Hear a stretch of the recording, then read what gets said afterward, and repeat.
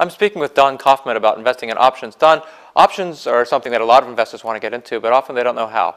What should investors consider when they're first thinking about whether they should be in options? It's kind of an open-ended question, but what has to be realized by most investors is whether you trade stocks or options, some of the risks are a little bit different, but the products themselves today are seamless. You can buy these products, you can sell these products. Today in the marketplace, though, education is phenomenal in the marketplace on options, on stocks, on futures, and really most of that education is available to retail clients.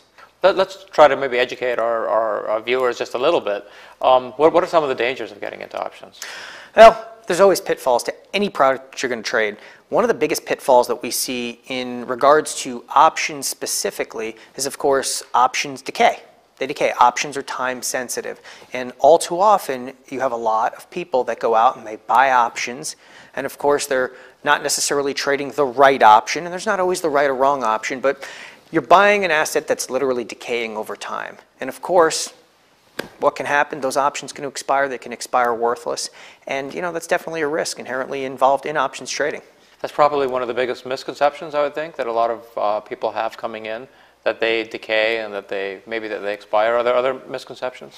That's not a misconception at all. But if you look at it from the other side of the business here, is that you can literally sell options. And that's exactly what most individuals come up and they ask, say, if I buy this option, well, what happens as it starts to decay? And you can take a look at the other side of the business and you can say, what if we go out and we sell options, for instance, against a stock that you own? Something as simple as a covered call. Right. Yeah, I think the misconception is that people maybe didn't realize that they could expire, or that, when they first go into it, unless you really know what an option is.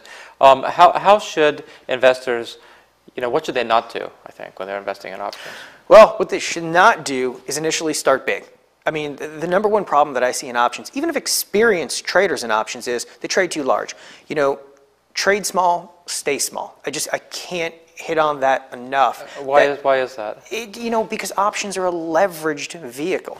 And anytime you get a leveraged vehicle, you get an individual that, wow, rather than spending $10,000 investing in this stock, I'm going to take the $10,000 and I'm going to, roll the dice on options. And that's not what they're designed for. And options are initially designed as a risk management tool, okay? And they can be utilized for speculation as well. But again, all too often, individuals trade too large with these.